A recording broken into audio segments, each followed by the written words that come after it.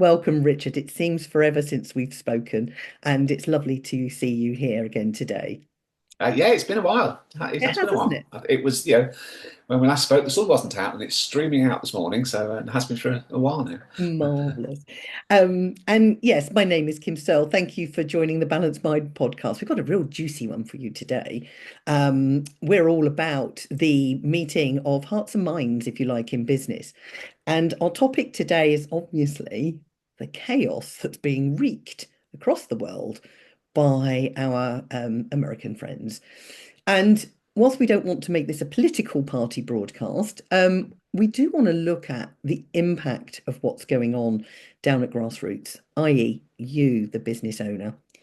So, Richard, we just talked briefly before we came on, and I said I wanted to share a real story of my own where I'm seeing some similarities going on and how that impacted us within the business and what that meant. And then perhaps we can take it from there, if that's okay. So we've got about half an hour, so it should be good. So it was years ago. It was I used to work for a subsidiary of Motorola, lovely company, one of the best ones I've worked for, real family ethos, even though they were very big. And we were Motorola Telco, so they had embraced a lot of those family values. And then Motorola decided, we're not dealing with the airtime anymore, which is what we were. We had been put in place to sell Motorola phones, and it had branched out. So they decided to sell us off, and we were a bit apprehensive, as with all sales. Who's taking us over? What's it going to mean? Those who were important in the business, i.e., the finance people, shared resource, were moved into headquarters, which actually was just the sixth floor, as we were on the fourth or fifth. So it wasn't massive, but they were moved out of the company and upstairs. And then this other company came in. Now, I'm not going to name them for a variety of reasons, but oh my God, what a cultural 180 degree. They came in, and within weeks, they had sacked 80% of the leadership team. Gone. These guys have been there since the beginning. The company had been going for probably 15 years. They had a wealth of experience even prior to working in this business. And there was no ceremony, there was no redundancy. They got redundancy, but more from a we're just getting rid of you, here's your package type thing. So they could find out on the Friday, they didn't need to come back on Monday. I mean, it was ruthless. And what that started to do, as those of us who've been there, we started to feel unsettled in what we were doing. Who's next? Particularly as they then replaced them with people from the new management structure, the new CEO. He brought in his people from a business over in Guildford, and he brought them in, and they were lording it, shall we say, in the nicest possible way over us, thinking that they were superior. So they were dismissing our processes, trying to break those down, ignore them. Now, Motorola was really hot on credit control and checking people's credit abilities and making sure that they were getting in their debt. They had a really good debt management scheme to get, people paying their bills and whatever. Some of those processes went out the window. So suddenly, some of the really tried and tested processes had gone. The long and the short of it was, apart from the sacking of people who didn't fit in, and a story for another day, I was one of them. I walked. It was, in fact, I'll tell you, I went to a meeting, room of 20 people. I'd given a presentation based on feedback I'd had, and I was told, rubbish, we don't need that. That's not what we're doing. Got the guy I'd referred to tell me what to say, because obviously I wanted to do the right thing for the sales team, stood up and told a different story completely. Yet he told me one story. So that was it. That was my, you're getting out of here. You're not needed. So consequently, what happened was that once I'd gone through that process, I got another job and left. Within 3 years, that company was decimated and had gone bankrupt. Some similarities, perhaps, that we do it our way. it's authoritarian over let's just be, a bit more cautious. It was definitely, whether you're face fitted, because if you weren't saying yes to everything the CEO and his top management team said, you were out. One lady went to a meeting, saw an organization chart that didn't even have her name on anymore. That's how she found out she was going. So this is a really scary time for people who, in that business, didn't know whether they'd have a job the next day. Eventually, they had to pay for people to stay. Ridiculous, what? But to wrap the company up, they had to pay people to stay. And I never regret leaving, but my gosh, what a toxic environment. It's a really good analogy, isn't it? And yeah, as you're talking there, I mean, there's lots of sort of moments that I was thinking, yeah, I've experienced that. I know that. And I think when you compare it with the world we live in today, it sort of encapsulates the macro and the micro side of it, if you like. Because on the one hand, in your case, you've got new owners, new leadership team that has come in, and they've come in with a plan, and they're going to implement their plan. And there's not a lot you can do about that. You can't control that. They're going to come in and do it. So they are, yeah. That's the macro. That's the Trump. That's the Putin. That's what we're seeing in the world today. Mm, Um, to some extent, whether that plan is ultimately a success or a failure, A, there's not a lot that you can do about that, and B, it's sort of it's probably beyond your timescale because what you also reflected is the other side of it, which is that yes, they have their plan, but which you can't influence, which you can't control, but you can, at your micro level, you can still control what you do. You're still free to go, well, that may work, it may not work. That's entirely, but it's not what I fancy doing. I'm going to go away and do something different. mm, And I think that when it's I've pretty much stopped watching the news at the moment because you watch the news, it's like, wow, not in my lifetime have I lived in a world like this. Where it used to be that us Brits, when we got together, we'd start a conversation, we'd talk about the weather and we'd talk about sport, and then we'd move on to something. yeah. Now we talk about war in Europe, and we talk about war in the Middle East, and we talk about economic crisis around the world, and we talk about Bond villains and people taking over the planet, and it's just like this is just insane. It's very easy, a bit like me with the news. It's very easy just to disappear into under the bedclothes and go. I'm just going to hope it all goes away. But life has to go on for all of us as individuals, doesn't it? And whilst I guess to an element, we can influence in as much as we can. Obviously, if we're American, we have a vote. We can talk to our MPs. We can put comments out on social media and all the rest of it. But are these the people that's going to listen to that? Doubt it. But Mm, we've all got lives to get on with, and in our context, we've all got businesses to run. And yeah. whilst we need to be aware of what's going on, I think it's very important that we don't allow it to affect the mindset that we have on our day-to-day lives. It's if we could have amazing businesses, we could have awesome families.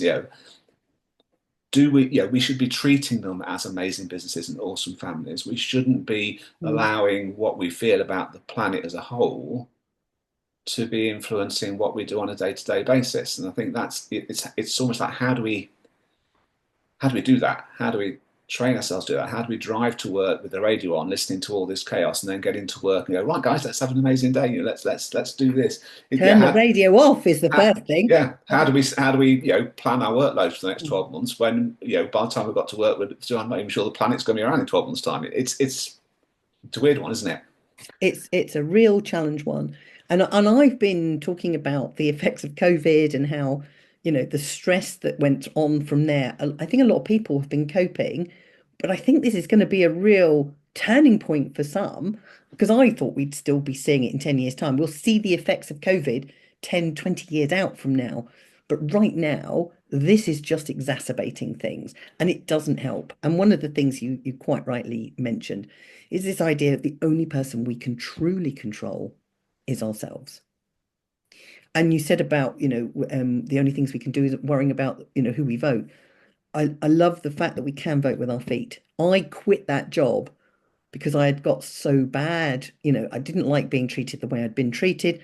I didn't like the way they'd been treating people I had held and respected and had helped build the company from, 10, 15 people to 250. They were treated with no respect at all. I didn't want to work for an organization like that. Complete conflict of values. So I voted with my feet and got another job. That's going to be a little harder, I guess, with everybody. We can influence those around us. So I think it's really important, you're quite right, that people stop watching the news because it's not helpful.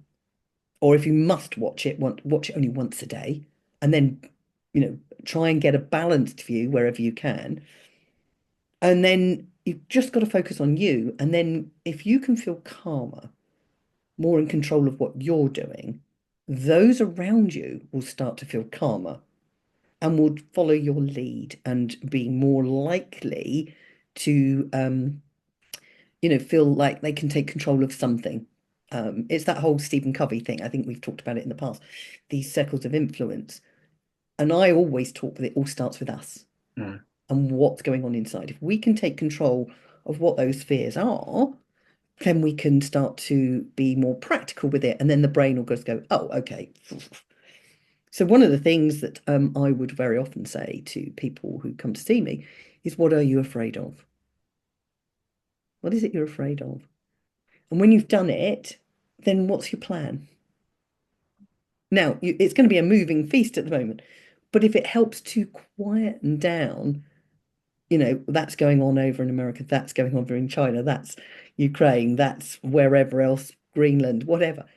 If it helps you, then you can start to narrow it down. And if it doesn't, then reach out to somebody who can be there, somebody else who's got the same concerns, or somebody who's a lot more like you, more balanced in your view. I love the fact that you are very balanced in your approach in this. So that's my thoughts. What would you say they could do for themselves? Um, I, I like what you said about me being balanced. I'm not sure that one or two people agree with you, but I'll take it. Yeah. Well, you were certainly balanced before I came on. I was Yeah, completely one side and that was it. So I I, have tried to rein myself in. I think it works on. I think it's important to be aware. This freedom to make our own decisions, I think, is so important, and it's important to recognise that we have that as individuals. We can concentrate on doing what we believe is right. We can focus on saying the right things, behaving the right way, trying to be the best person we can be, trying to be the best business leader that we can be, trying to be the best client advisor that we can be. That's something that I think we should all pretty much strive for every day. But at the same time, I think it's very important to recognize that the person that we're talking to has those same choices. And one of the things that I believe um, you know, holds accountants back is this: we try and um, we're fearful of the decisions that the other person's going to make, and that influences what we do. So if you take pricing as an example, pricing is accountants, bookkeepers generally will underprice, because they are worried about the person on the other side of the table saying no. One of the things that I will always say is that person is free to say no. They are grown up, they can make their own decisions. Yeah. All you can do is present your case, demonstrate your behavior in what you believe to be the right way. That's all you can do. It's then up to the person on the other side of the table to determine what they want to do next. And that is absolutely okay. It's like when you're talking to a possible new client and they turn around and say no, or when a client leaves. We always take these things personally. We say, oh, this is a failure on my part. Well, actually, a lot of the time, it's just them exercising their own freedom of choice. Yeah. They've looked at their world and gone, in my world, this is the right thing to do. That is fine. That doesn't have to be a personal thing every time. And I think that's, to be able to go, I think it's very important that we look at ourselves and go, I can control myself, therefore let's focus on that. I can control how I influence others. Let's make sure I'm influencing people as best as I Exactly. can. Definitely.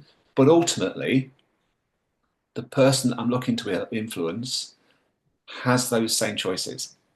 So they can choose an outcome which is different to what I wanted, that doesn't mean to say I've got this wrong. Mm.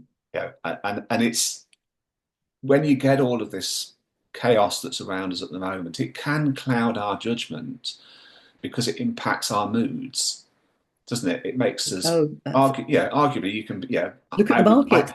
well, yeah, No moods exactly. affected there. Yeah, I would say that I'm a positive person. But if you're just listening to these, if you're thinking about if this is getting inside your head, you can find yourself getting into a negative mood. And I'm like, well, hang on, I'm getting into a negative mood here because of something that I can do absolutely nothing about.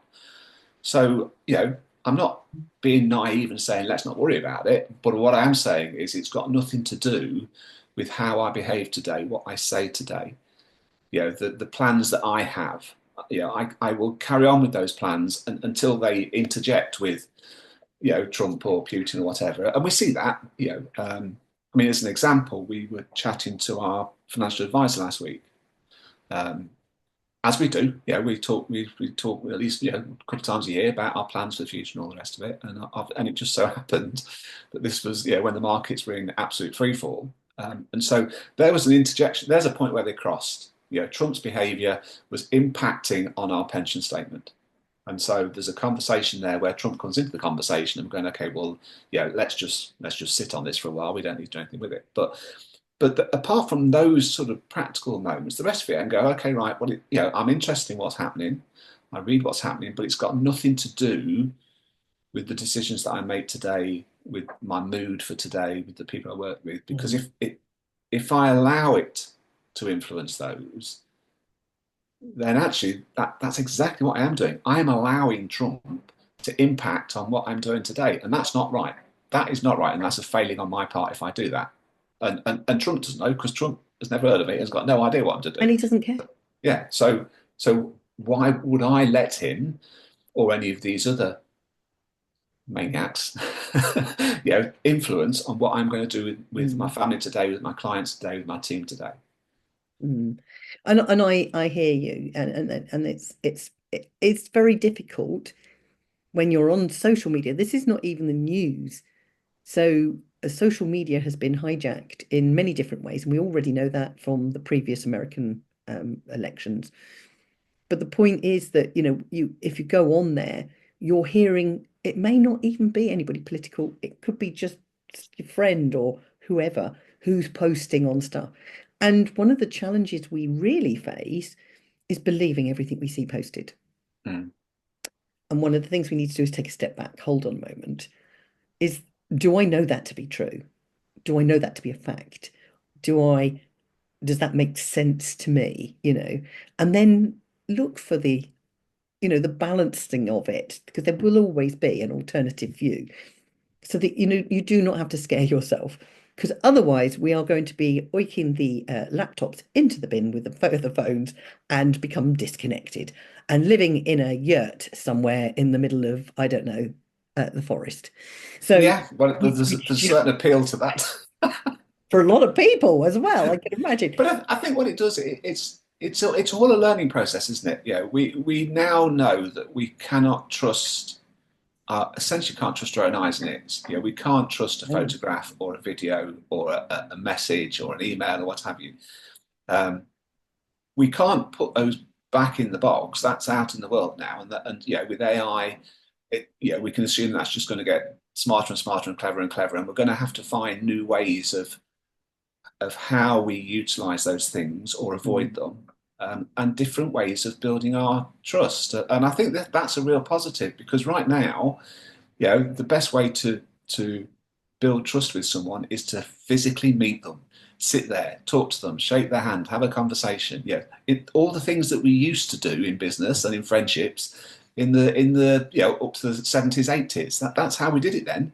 yeah. And I think now that it's not quite throwing the laptop away and disappearing into a No, I yurt, but am being a bit. I know, but in terms of our behaviour, it's like okay, well, if this is someone who I want to build a relationship with in whatever way, shape, or form, Yeah. I can't just do it like I've been doing it for the last 5 years, 10 years. I need to do it like in our case, how we used to do it 25, 30 years ago in the next generation, how their parents used to do it, how they it's it's almost going back to those old-fashioned values. I think one of the reasons why we're seeing such an explosion in coffee shops, is partly because of this, because people want to get back to sitting opposite somebody, having a cup of coffee, ideally having a nice big bit of cake, and just having a human conversation. I think that, that human growth that we're seeing again, I think is actually potentially the savior for us all in all of this. Yeah. We've stopped seeing people as humans, and we've stopped, in many cases, we've stopped behaving on the things that humans are really good at. And we're not robots. We're people with emotions and understandings and empathy and all those sort of things. And the more they come to the fore, the more we've got a chance of getting on top of all this chaos. Excuse me. Yeah, I think you're right. For me, I think this idea of talking to people and building a relationship, which is a form of trust. Let's face it, a Mm. relationship is a form of trust. The one person that I would just add on in that is we need to trust ourselves more. Hold on a moment. Does that work for me? Yes or no? Is that, is that the right thing for me? Yes or no? And start to tune in to what's going on because our deeper mind knows the answers.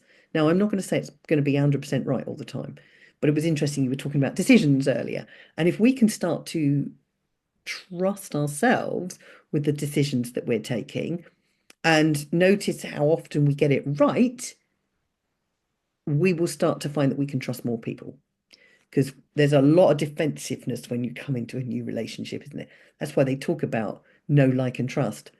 And we've got to get to know them a bit more. We'll start with yourself, and that trust will come faster, not only for you trusting them, but for them trusting you. So it's an interesting approach. Well, I mean, the moment you said that no like trust, immediately I thought, yes, and that has to start with ourselves, doesn't it? We've got to start liking ourselves a bit better. Yeah, We've got to know ourselves a bit better, understand ourselves a bit better. And I think out of that, you can build the trust. Again, social media has a way of knocking people down. yeah, We know it's a big issue with younger generations and what have you. And it's just like, no, just see yourself. In many cases, just see yourself how other people see you. Because you're not as bad as you think. And definitely. it's it fascinates me the way that in all of this digital transformation and the way that the world is moving technically, that I think we are starting to realize the power of being human. And I think that is so important now that that we all. It sounds very trite to say, be the best version of yourself, but I'm not talking about the sort of best versions of yourself that we see pushed out on social media and let's all get up at 4 o'clock in the morning and go for a 10-mile run and all. It's just like, just be someone who you are contented with. And I think one of the advantage of getting older is that you're better at doing that, because your priorities change, don't they, and these sort of things. And it would be, I think what we need to do is to help those around us, our family, our teams, our clients, the people who we interact with, just to help them to um, recognize their positives, their good points, so that they can become more confident that they are a good version of themselves. We've got to stop benchmarking ourselves against things that, let's face it, most things on social media are completely artificial, and yet we benchmark ourselves against them, and it's just a bad idea. Yeah, it's a good point actually. And I was going to say something there about what you were talking about. So, but it's gone, so it's irrelevant. But I think you're right. The more that I mean, there was a quote, and I can't quote it because I can't remember, but the essence of it was the only person that you should be comparing yourself to is you yesterday. Mm. That's Yeah, the only competition you're in is that with yourself. I like that. Yeah, I'll have to find the actual quote itself, but it's true, isn't it? I listened to a webinar on stress. I work with stress, as you know, but it's always good to hear other people talking about it. And this lady came on, and she was a coach for the Olympic teams, and she was talking about how they are stressed, but it's good stress, it's acute stress, it's short term, but they still get it and they've still got to manage it and they've still got to process it. And that she would help them, with a number of different things which we all know of that help us work through it. But what I liked about that is you have to be self-aware to do it. Athletes, sports people, those who are in that sort of sphere are really self-aware. And if you can be really in fact, I'm almost thinking that's where I need to be focusing a little bit more. I say it all starts with you, it doesn't really mean much, but being self-aware of what's going on for you. So when you're tuning into social media or you're looking at the news or you're dealing with, an equivalent client or supplier, be self-aware what's going on. Because Mm. when you start working there, you do start to have a ripple effect, if you like, with those around you. The person you're struggling with, they will either fade, or there'll be a big blow up and they'll go, or you'll just be like, I'm ready, just let them go. You know, the sports person who didn't do so well yesterday, what happened? How did that go? I haven't had enough water. I haven't drank enough, eaten enough protein. Change that for today. Oh, what's the difference? And on you go. This level of self-awareness may sound a little bit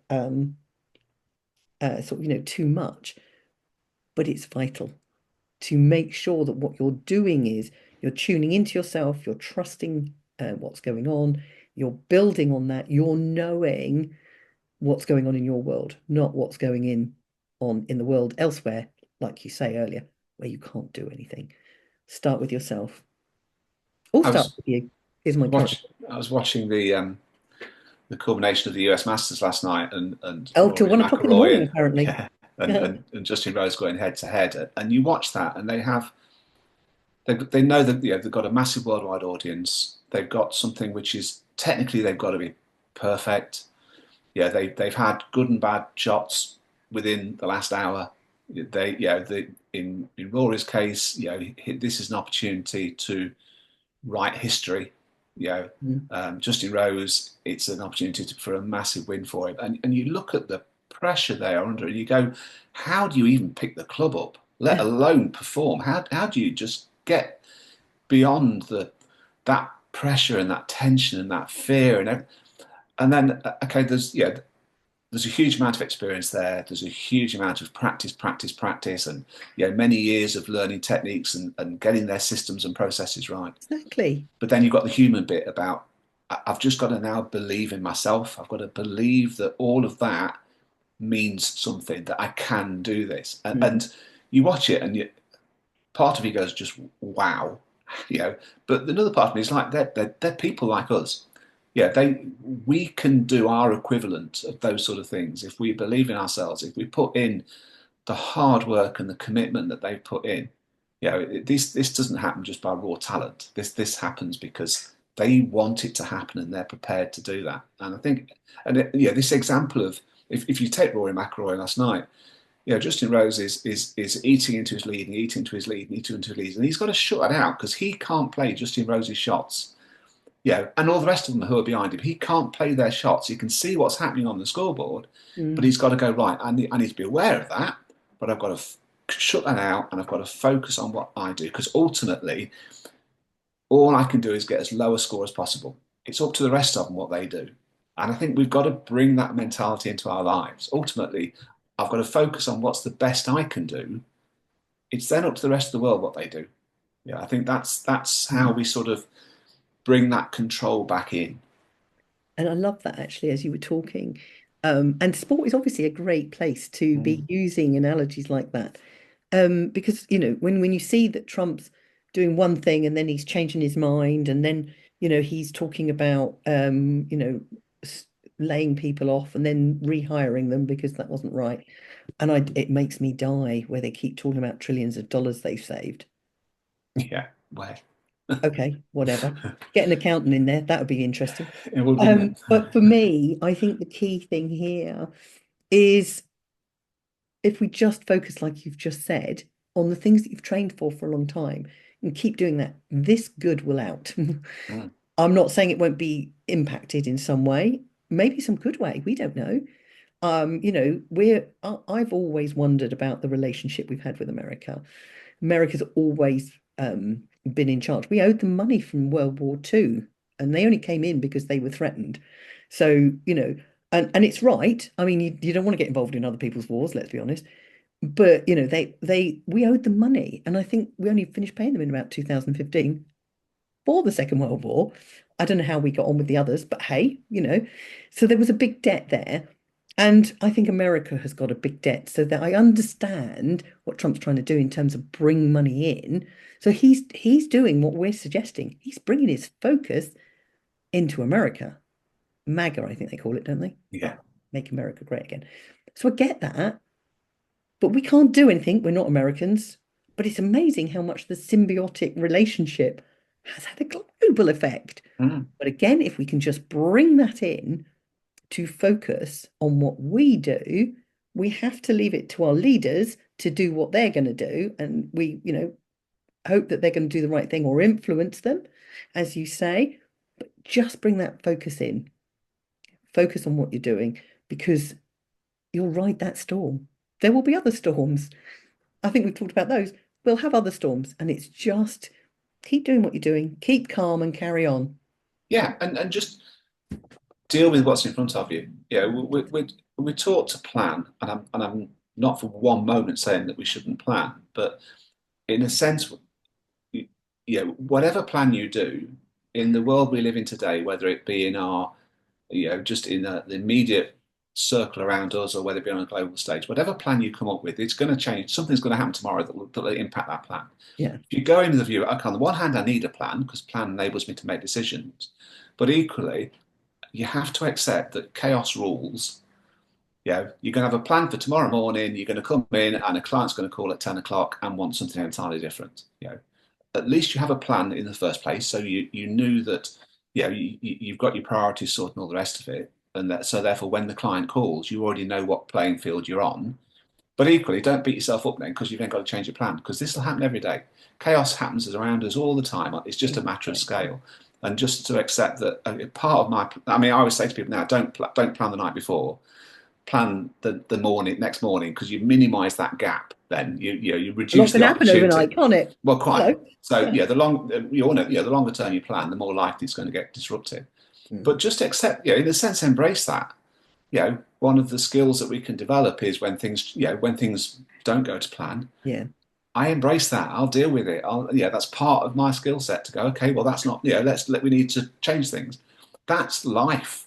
Mm. We'd love things to go to plan all the time, but they don't. And so let's embrace that aspect again of being human. We're not robots. We don't have to follow flow charts. We can do things that are just we can do them on a whim. We can go for a gamble. We can go for a gut feel. All those sort of things. That's what makes us human, and that's what sets us aside. We don't have to. If we're going to compete with a robot will always win on their rules because they're faster, quicker. They just do it quicker than we do. And I like the But fact that you say their rules. They're not our yeah, rules. no. So let's flip it around to our rules. Our rules is, I'm not going to do that. That's why when the robot plays a human at chess, invariably the human wins because they do things that the robot just never saw coming, no matter how well programmed it is. And that's what we're going to do. That's life. Let's just get into it and get on with Mm. it. And maybe that's the thing we need to understand how to do that, because that's quite a big thing. But that's not for today. Um, uh, yeah, maybe that's the law of unintended consequences and what to do. Yeah, that would be a good one to do actually. Yeah, I think so. Look, thank you so much. And I really appreciate your time. I think it was we could have made it very political, but that would not have necessarily been as helpful for our audience as the things that we've covered. We've covered sport, we've covered a real life example. So we've touched in on the things that we think are the best way forward. Keep calm, carry on. Thank you so much, Richard. Take care. Thank you.